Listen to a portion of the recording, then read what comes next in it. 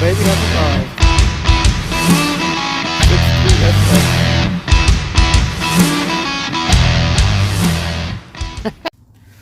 What's going on, YouTube? So I'm gonna make a quick video. I have a couple people asking me about if I'm a car dealer or stuff like that. Sorry for my messy hair. I'm not trying to impress nobody. I found the love of my life already.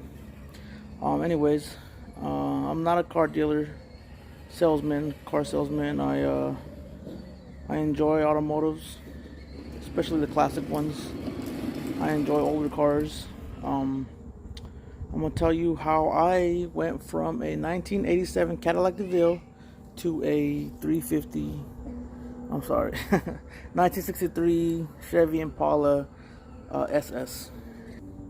So when I first moved to Colts Neck, New Jersey, Freehold area, I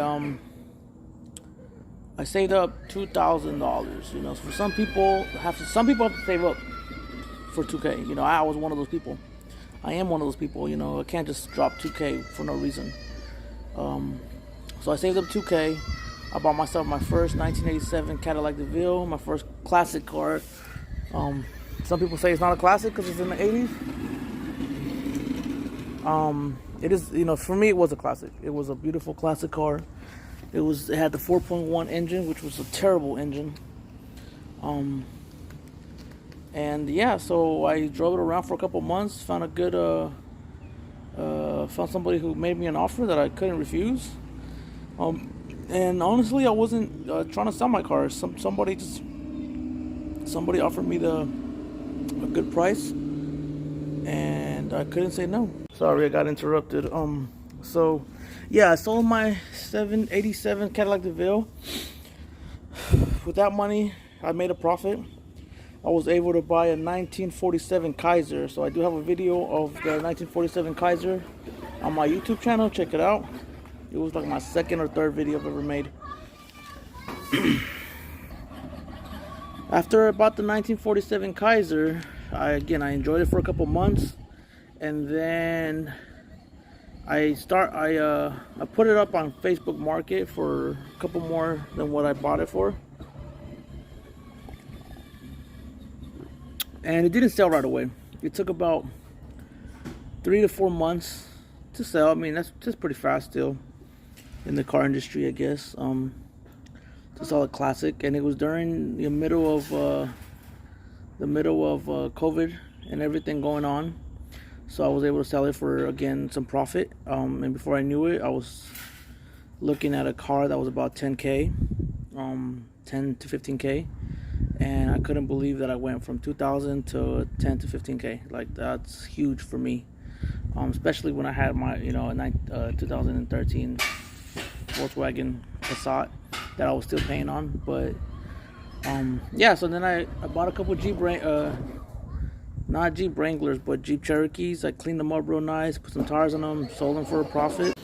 Yo, what's going on YouTube? So I had to stop recording the day I was recording, family and stuff.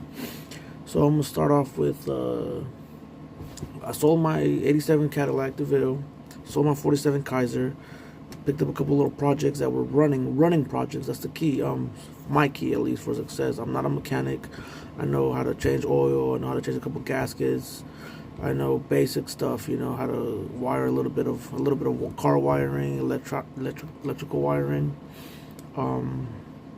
So the key to my success was is to find running projects. That's the biggest thing for me. And from the first time I bought a classic to now, you build experience and stuff to really look for. Like, you hear a little knocking on the engine, or as you're driving, you're hearing random noises. Before, you wouldn't. Somebody new to buying and selling cars wouldn't know what to ask the seller. And sellers, they already know. They have an idea on what they're trying to hide from you, if that makes any sense. I try to always sell cars that are good running condition and clean. That's just something that I want to do personally. I don't want to sell something that's going to give me a bad name, because for all you know, the person that you sell the car to might say good things about it, about you, and then the next time you're up to sell a car, they might introduce you to somebody else. It goes with the whole thing of like bad news travels faster, you know. I've always wanted something that came from me to have a good name for itself, I guess, or make a good name for myself. So yeah, after I sold those, I was able to afford my 1963 Impala. It was not an SS. It had a 350 crate motor in it. It was maroon, I think Panama maroon or something like that. It was called. I'll drop a picture after this or between the video, so you guys can take a look at it. I do have a couple videos of my 63 Impala that I'm talking about. I did stuff like the spark plugs, just a basic tune-up. I did do the interior on that Impala myself.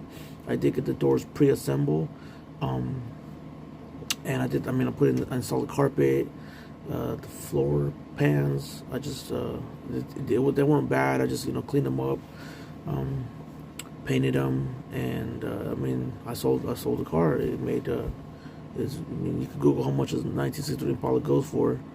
It went for a pretty good amount of money. And the biggest thing I had to learn how to do is just do your taxes. How to do taxes correctly, because when you're getting a large sum of money, you're like, nobody was ever going to find out or whatnot. But because that transaction was such a large transaction, the individual didn't feel safe giving me cash. So he's like, oh, I'm going to wire you the money. If it's, I recommend if it's less than 10,000, then you might be able to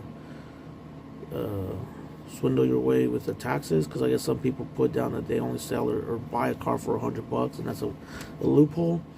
I always have a bill of sales, so I don't do that. I tell the seller right away, or the buyer, like, look, like, I'm trying to do a bill of sale, like, I'm in the military. The last thing I need is for the IRS to come after me. So yeah, I'll probably drop a video on that later, so I'll let me do some more research. But yeah, I picked up my Impala, got a good offer on that, and the Impala. So this is when I started realizing that how picky people were. The cheaper the car, the less pickier. The more expensive, the pickier they are. You would expect them to be less pickier if the car was in better condition, but that's not the case, because the amount of money that you're actually going to be you guys are talking about, it's a lot more money. To say 20s and 30,000s and 40,000s, like, that's big money. So at least for me, it is big money. So people are more pickier. They look for more things to, hey, this has this dent, take 500 off of this. Look at this, it's another 500. The lights don't work. I'm like, come on, man. Like, so the thing about my success is that there are people out there that buy a project and fully complete it and fully restore it. They do off the frame restoration and all that, which is amazing, good for them. But the amount of money that costs, say I buy an Impala for 10K, I'm going to spend another 20 to 30K getting it to mint condition, which is overall probably 30 to 40K. And when you're selling the car, you can sell it from anywhere from 40 to 60K, right? So let's just keep that in perspective. So now I have 40K invested in a beautiful Impala. If you're trying to keep it, then good for you. But I learned as I'm getting older, cars are amazing, don't get me wrong, but they're still a material thing, and they're worthless. They're worthless if you're not trying to sell them. So what's the point of having a $100,000 car if you're not, if that $100,000 is not in your pocket, it's not helping you some way, it's not helping you invest it. Some people say the longer you keep them, the more they're worth, which is correct, but it's going to be a point in time where, like, the car is worthless. So for me, and when I got rid of my Impala, my spouse, she was like, keep it, it's your dream car, I know you love it. And I was having a hard time, guys. Like, I was having a hard time getting rid of my Impala. They're hard to come by, especially for somebody like me who grew up loving these cars and watching all these movies and the pop culture at the time and the rap music. I never thought I would have an Impala, a 62, 3, or 4. Those are my years that I liked. And just having it just completely changed my perspective, and I enjoyed it. I loved it. I still love it. Every time I see a car that resembles it like a little bit, my heart skips a beat. Um, but I had to let it go because I am getting out of the Navy soon. I'm transitioning, and there's just a couple debts that I had to pay off, and that was honestly the most intelligent, I guess, thing I've ever done for me and my family, because now we're able to save up money like super fast. So that's another big thing. Like, if you're in debt and you owe a lot of people, and I don't mean people as in like people, but I mean like different creditors and stuff, like, you want to pay all that off first, knock all that out, because you're going to need to put money into these cars. And a lot of people have a lot of project cars that can't afford to really work on them or put money on them because they owe banks and loans and credit cards and all this stuff. So the car just ends up rotten, and it's sad. It's really sad. I've spoken to a lot of people, a lot of sellers, and I've been able to talk them down about 4 to 7K on a car because they need the money, and that was the key. That's something that I've learned. So now I learned that when I go talk to somebody, if they're asking for 15K, I could probably talk them down to 11K. And you want to ask questions like, how long you've been trying to sell the car? Why are you selling it? How long have you had it? Do you know if it's the original engine? And these are all cars, in the 60s and the 70s as well. If you're buying a muscle car, numbers matching, meaning like the engine block and, with the transmission maybe, and like the car, like it came off a lot like this. So a car is more valuable if it's stock. A lot of people like doing their own modifications, which is fine.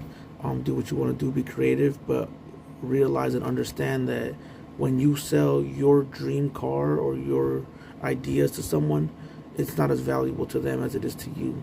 So, for example, the reason I leave my cars as project cars is because I want, when I sell the car, I tell the individual, hey man, like, what color would you like to see this car? Oh, I want it red. So what's the point of me getting it painted blue, or some crazy color, or black, if when it's time for me to sell a car, the guy's like, I like the black and all, but I wanted a red one.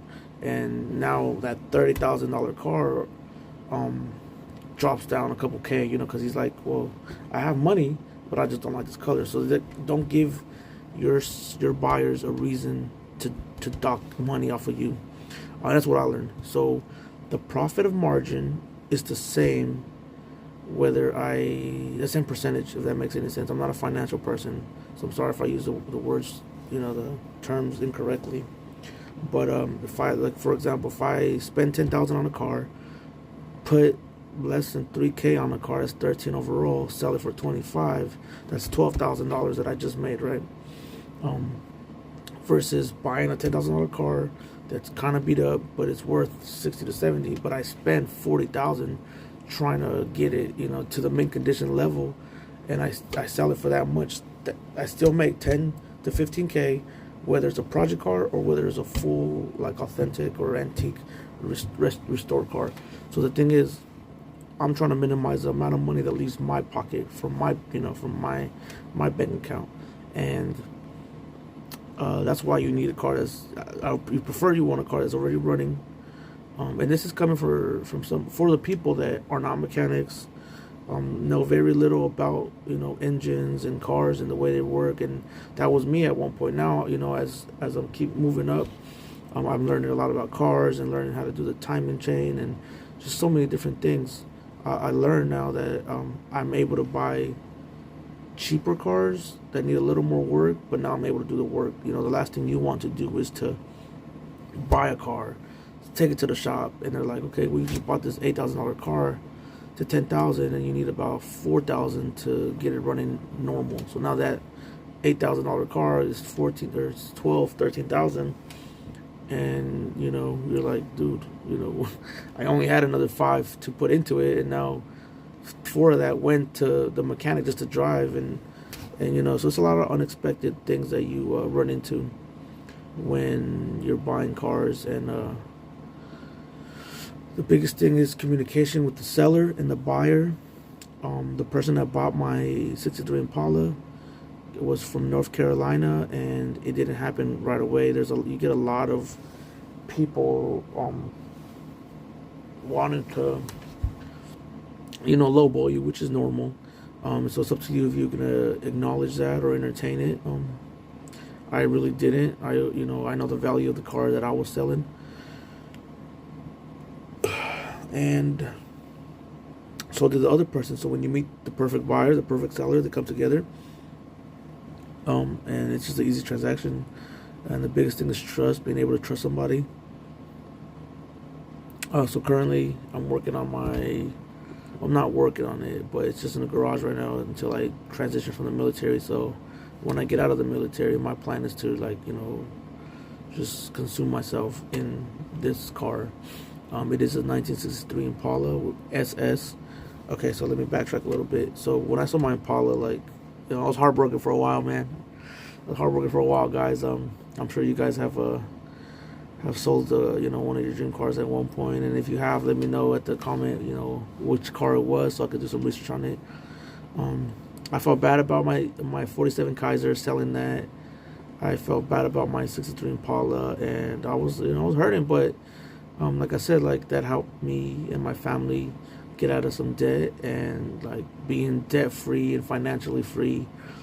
I mean, you always hear these words and you're like, is it really that great? I'm telling you guys, it is.